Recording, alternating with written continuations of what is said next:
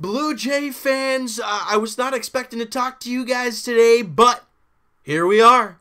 Blue Jays sign outfielder veteran Curtis Granderson to a 1-year, $5 million contract. Now, everyone's thinking, oh, this is not going to be a World Series contending team at this rate.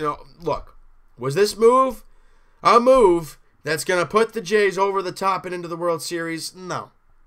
It's not what this is doing. What this is doing is kind of plugging some holes.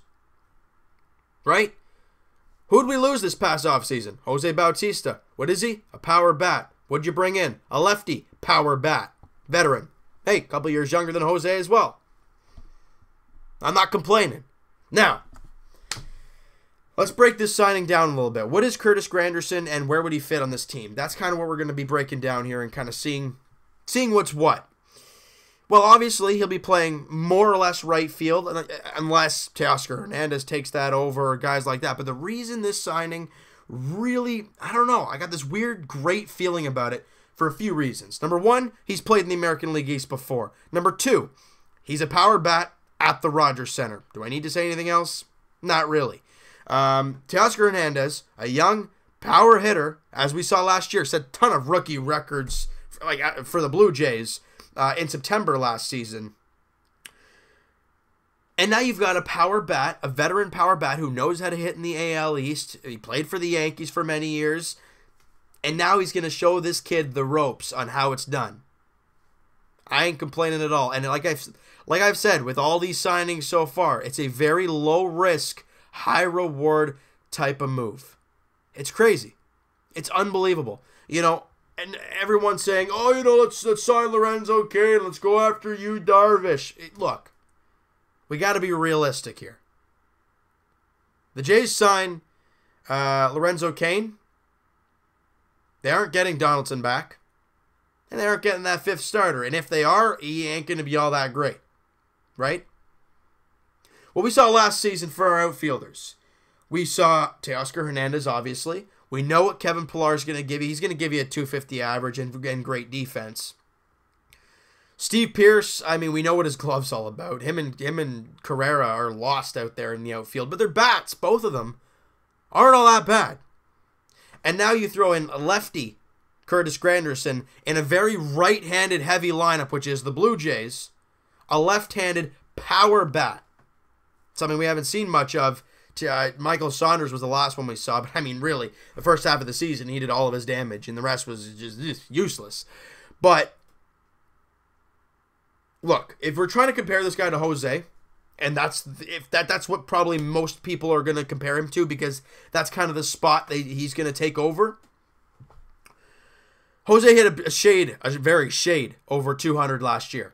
This guy hit 212. It's not much difference, but it's something. 323 on base percentage. Hey, I'm not complaining at all. I'm not anything over 300, and you're pushing 330. I'm not complaining, and this is all within how many at bats? That's just with the Dodgers. I'm looking at here.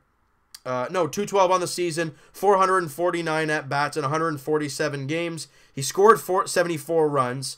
He had 24 doubles, 3 triples, 26 home runs. 64 RBIs, 71 walks, I think is a big number you got to look at. And the thing here, we talked last year about the strikeout for this Blue Jays team being a massive hole. With Morales' low curveball in the dirt, he's swinging on it. Jose striking out over 200 times. It was a mess. Curtis Granderson only struck out 123 times last year in 400 at-bats. Almost 450 ABs. Now, yeah, over 100 strikeouts is meh. But it's better than Jose's 200. 123 isn't as bad as a lot of people think. And also, I'm comparing these numbers to what Jose did last year, but Jose was making $18 million last year. This guy's making $5 million for one season. Low risk, high reward. You got a ton of outfielders now. Do you need one more? I think so. I think maybe one more would be nice. And then you go after that fifth starter. Definitely a lefty reliever. We got to find a way. Because going into the season with Aaron Loop, Tim Meza, and Matt Dermody, Do I need to say anything else?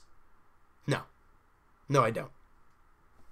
So, last thing we're going to do before we wrap this baby up, let's kind of see where Curtis Granderson would fit. He's going to be a corner outfielder.